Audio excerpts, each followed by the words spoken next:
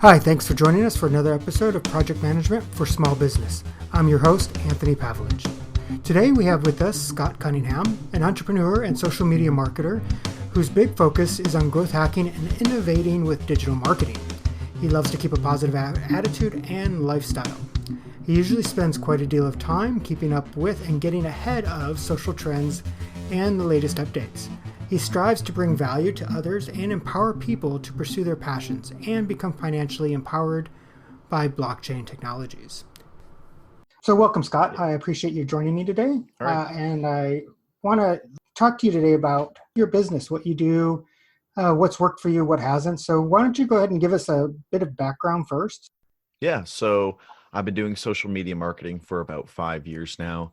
And in the past year, I've been way more focused on blockchain social platforms. I really think that they're kind of the next era of social media or the next big trend that's going to happen.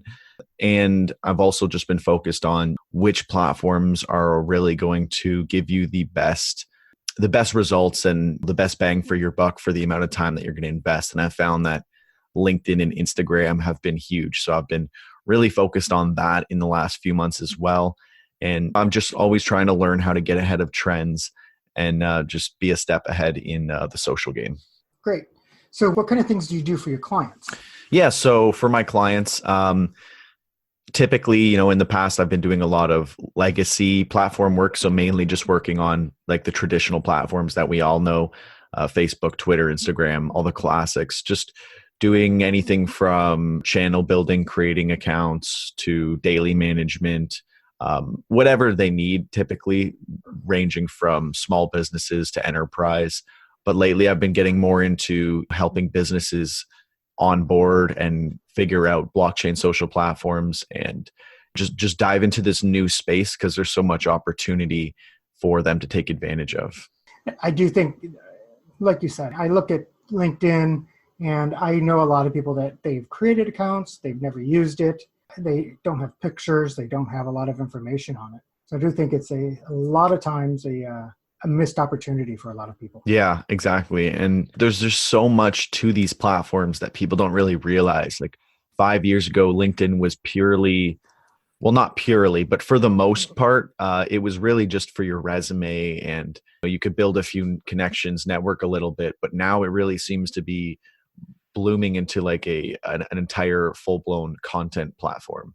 So it's really nice to see that change. And I think that people are really missing the opportunity to network, grow, and really take advantage of it, especially since there's no bots, there's very little spam. A lot of the people that you're going to be talking to are real people. The comments you'll get and interactions are super insightful. Whereas even though Instagram is another top platform, it's you're much more likely to get spam or just like not meaningful interactions, just, emoji comments, things like that. I don't have a professional Instagram. I see that a lot on Instagram, though, just people liking things or putting emojis. I haven't really gotten into using Instagram for professional yet. Something I'm considering, but I want to advance a little bit further in things that I'm doing before I start using it a lot more. Yeah. And I mean, if you're going to invest time into anything, LinkedIn is probably your best bet right now. I would say Instagram comes next, but it's as you work through the phases. How do you keep track of all your projects? I mean, you have customers. How do you make sure you're meeting their deadlines, each of their deadlines? How do you keep track of everything you have going? Yeah, so I actually just posted a video on all the time management applications I use last week. And one of the things that we used today was Calendly for tracking meetings and interviews and different things like that. Super, super useful. It allows you to schedule interactions and it'll remind both people and it allows you to block out the times that you need. And it really helps streamline setting up meetings, especially for, figuring out different times. And then I also use, there's kind of 4 main applications that I use. The second one is My Hours. I use it to track all of my hours and just keep on top of everything that I'm doing throughout the day, just so that I know and I can be mindful, as well as for like invoicing and more professional use as well. Then I also use Google Reminders, but I mean, whatever OS or whatever you decide to go with, I think it's like insanely crucial to rely on getting rid of, I guess, tedious tasks or something that you might not remember in like a few hours, or you shouldn't waste your time trying to keep in your mind, simple tasks that you shouldn't be focused on throughout the day. It should just be something that you just get done whenever you need to get it done. So I like to rely on Google, or in your case, maybe Alexa or whatever it might be, to take on that responsibility for managing that for me. I also use Habits and a few other apps that do very similar things to that, but I heavily rely on time management applications. And I really, really got into this just like a year ago. So 4 years ago, it was when I was starting, it was really, really hectic and kind of just all over the place. And that's why project management and time management is so, so key. I also use Trello and Monday, very similar, but I use them for different clients based on their preferences. But Trello and Monday are really, really useful for keeping track of different projects and tasks, and just being able to work really seamlessly with clients.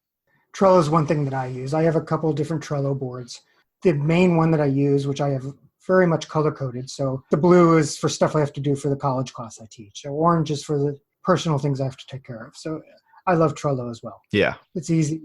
You can just drag and drop, and based on the Kanban version of project management too. So it's useful. Yeah. And it's awesome because it's free. So yeah. Anyone listening, definitely check out Trello. And it can go across platforms. They have a web version. I have an app for my Mac, for my phone, for my iPad. So anywhere I'm at, whatever I'm on, if something comes to mind, I just type it in there, put it in there, and then it's there. Yeah, exactly. Super, super useful. It is.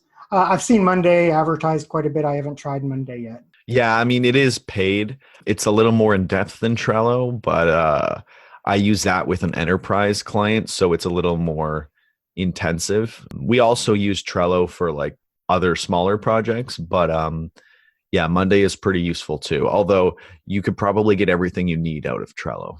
So in those first years, you said you were doing, everything was all over the place. What kind of things did you try that did not work for you then? Kind of help others. I don't know the same thing. Yeah, I guess like at the beginning, I didn't do a ton of project management or time management. I feel like a lot of my tracking was just done via like a Word document, I believe. So I guess there was something, but it wasn't very easy to work with, I guess. Yeah, I can't remember what things I tried that didn't work, but not doing project management and having that focus is something that doesn't work. Because people will say probably going to waste more time sitting down and mapping all this out than it will save. And I say, no, it's immensely useful to use these applications, and people who don't realize that probably just haven't tried or really put in the time, like the effort to really set out their tasks and manage everything. And I think it will make a huge impact for anyone who actually does take that step. Yeah, I just had that conversation with another interview that a lot of companies just think that project management is going to cost them more, but you can show them the benefit and what they're going to gain from it.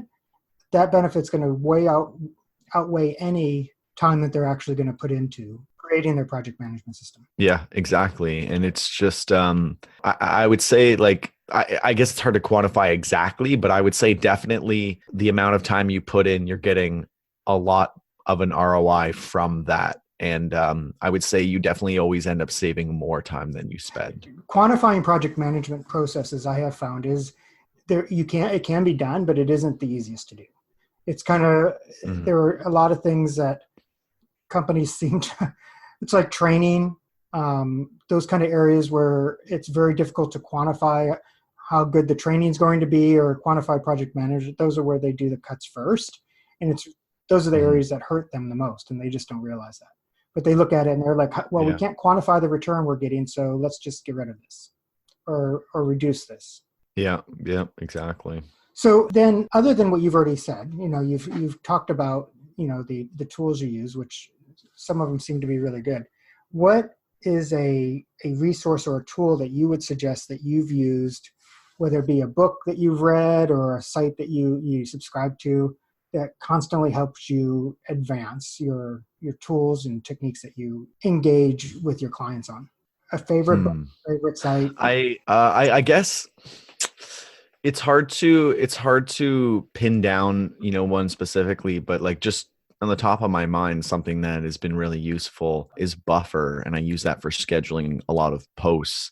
And I guess it works similarly in a way of like project management, because you can see everything that you've scheduled out and you can manage all the posts and everything that you've got going. This is more for social media management, but I'm sure a lot of people could take from that. But yeah, I use Buffer. It's pretty similar to Hootsuite if someone was going to use Hootsuite as well. Yeah, it's been extremely useful for streamlining and being able to manage all of that. And it's also really good because your clients or other people on the account can also log in and interact and use it and make edits to things that are going to go out and everything as well. You can also set up like being able to approve or deny posts and different things like that. So yeah, it's been really useful, especially in an enterprise environment in terms of marketing. But I rely a lot on Gary Vaynerchuk's advice for marketing, and yeah, he's really good for the type of stuff that I'm into, which is like what is the next big thing and like getting ahead of trends and just being innovative. Buffer is actually it's a good suggestion. I've never heard of Buffer. I have heard of Hootsuite. So, but does Buffer connect to all of the social media sites? Yeah. If you know Hootsuite, it is pretty much the exact same thing, just a different UI. It's just a little, it's just kind of its own thing. It's very similar, but just different in, various aesthetic tweaks and a few features here and there, but it's very, very similar. Great. The other thing I want to talk to you about is what kind of suggestions would you have for new entrepreneurs, new businesses, small businesses that have been maybe around for a while, as far as growing their identity or growing their traffic to their sites or whatever they may be wanting to do? Just a couple pieces of advice that you may have. Yeah. And then honestly, the best piece of advice would be just getting more involved and trying to carve out more time to build and interact and network. I think if owners of small businesses were doing a little bit more on LinkedIn, I think they would see massive, massive benefits, whether it's them personally or them as their business.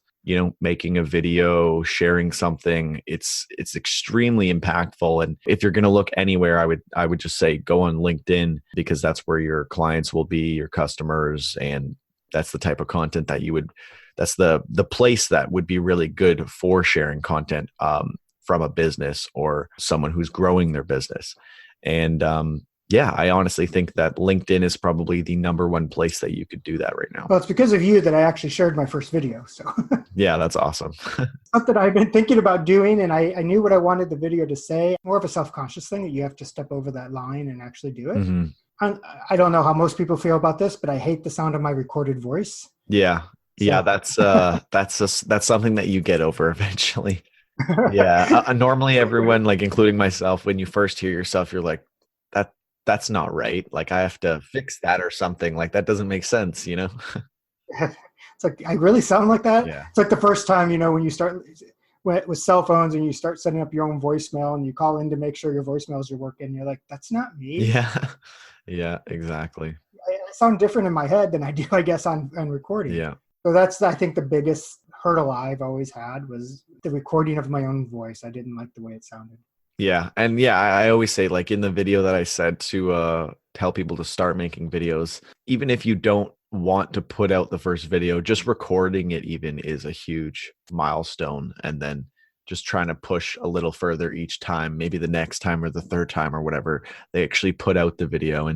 And I'm sure you saw like a great reaction, and most people are overwhelmed with how positive a reaction they get on LinkedIn, just because everyone is kind of in that same boat where they're also hesitant. And, when they see someone else doing it for the first time, they're like, oh, okay, like other people feel the exact same way about this. Maybe I'll try as well. Yeah. And then how many takes go through to try to get exactly what you want to say? And then you're self-conscious, trying to sound perfect. Yeah. But then I think, I think, you just have to, and you've said this, be yourself, and it's not going to come out perfect. Nothing ever really does. And if it's going to come out perfect, you're going to spend a lot of money and a lot of set time and professional photographer and videographer.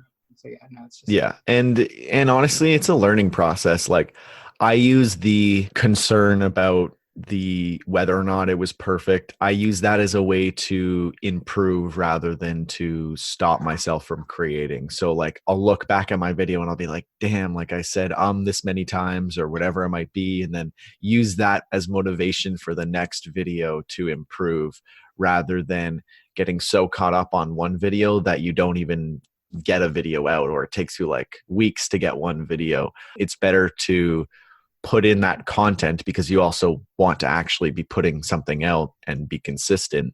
It's better to just start and get the momentum and then improve as you go. And I always tell people, I mean, like if you're really concerned, you always have the option to delete your video. And I don't think anyone's going to be holding it against you or anything as long as you're not doing anything crazy. So what program do you actually use to record your videos? That's a good question. Yeah, so I use OBS Studio. I've pretty much used this religiously. I haven't actually tried any other thing, but it works really well for streaming and recording. So it gives you just like a really good setup for that. And it allows you to do a ton of different things, really easily switch between different scenes, which are like, if I'm switching from like this to screen share, I can already preset it, where I want my video to show up, and changing different things. Like maybe you have a second mic or a different camera angle. You can really easily switch between everything. It's really, really good. And it's free too. Free is always good. Yeah, exactly. Especially when you're starting out. Yeah. And you're trying to save as much money as you can. Yeah, exactly. Yeah. And I mean, you probably wouldn't need much more than what it offers anyways. Like I don't even know what a paid version of OBS would even offer you that you would need. I'm sure there might be something, but and I'm open to seeing what that would be. But for the most part, OBS is pretty much going to be your go-to for recording or streaming or whatever you might need. Awesome. Is there anything else that you think, before we end this, that entrepreneurs, small businesses should know about managing projects or managing their social media that we haven't talked about? I guess something that is kind of underrated, and I would say learning the basics of Photoshop, I think, is a lot bigger deal than people give it credit for, because you can do so much once you've learned the basics of like editing images or as well as like learning the basics of video editing too. It makes a huge impact to be able, I would say Photoshop more so than video editing, because video editing isn't too bad if you could use a really basic editor and it's not too challenging, whereas Photoshop is a little more complex. But I think if you can get the basics down, it's really good for whether you're making a thumbnail for your video or you're making like some image to share on social. I think knowing the basics of Photoshop is going to make a huge difference. Great. Well, I appreciate your time today.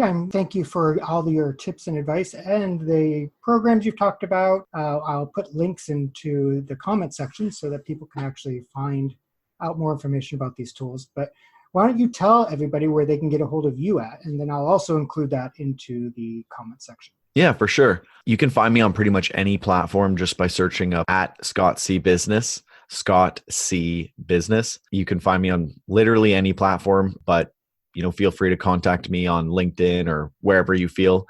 And I'm always really quick to get back to people. So yeah. I can attest to that. He's always been pretty quick responding to me, and you've shared a lot of good information for people on there as well. So for the listeners, if you're on LinkedIn, check them out. Again, thank you for being with me today, and I appreciate it. Yeah, thanks for having me on. This was great. Thanks again for joining us for another episode of Project Management for Small Business. Remember, if you want to be a guest or have any questions, you can email me at pmforsb@pavproconsulting.com. Don't forget to hit that subscribe button. And if the day starts with a T, it's time for new tips and tricks. And until next time, thank you for listening.